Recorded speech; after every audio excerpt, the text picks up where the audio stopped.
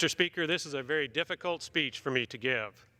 God works in mysterious ways. When you are an elected official, missed votes require an explanation. That is why I disclose this otherwise very personal, very private, and very humbling matter. On Halloween night after votes, as I stood on the Capitol steps, my doctor called and said, "Congressman Brooks, bad news. You have high-risk prostate cancer."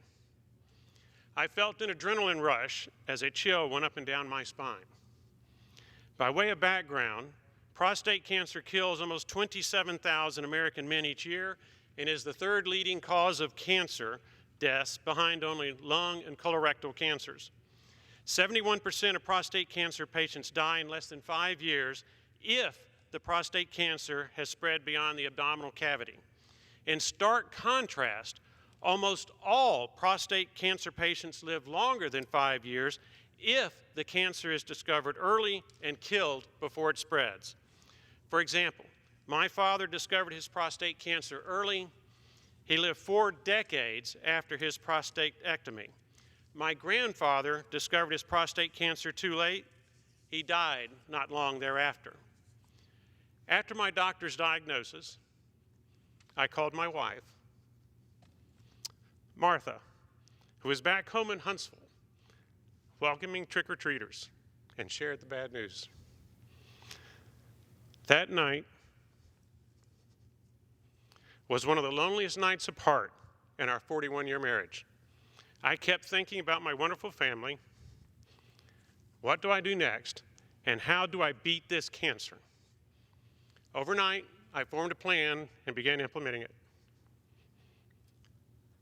In an emotional meeting, I informed my Washington staff of my cancer, that I was immediately flying to Huntsville after a CT scan that afternoon, and that for medical reasons, I would be in Alabama the rest of the week. Based on advice from friends and doctors, I chose Dr. Scott Tully as my treating physician. Dr. Tully is widely respected and has performed more than 3,000 prostatectomies.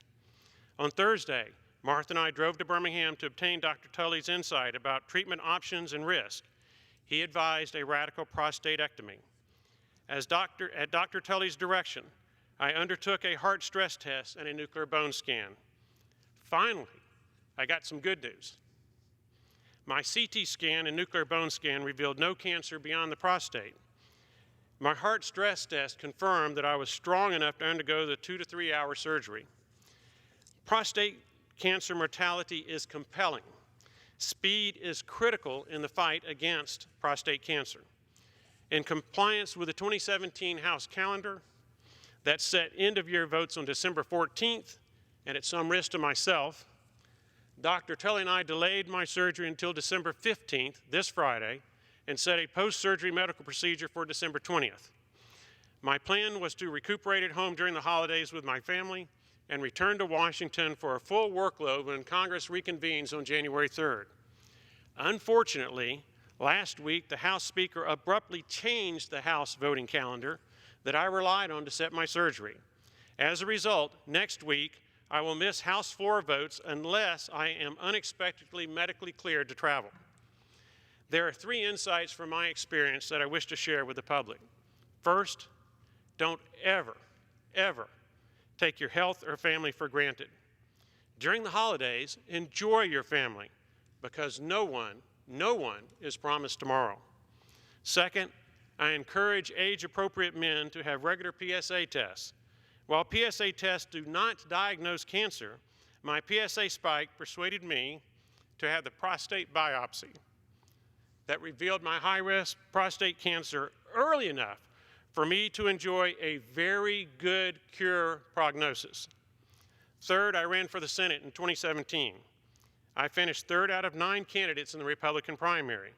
Had I won, I would not have had time for my physical and PSA test.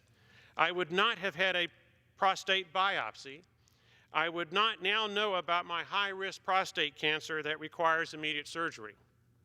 In retrospect, and paradoxically, losing the Senate race may have saved my life. Yes, God does work in mysterious ways.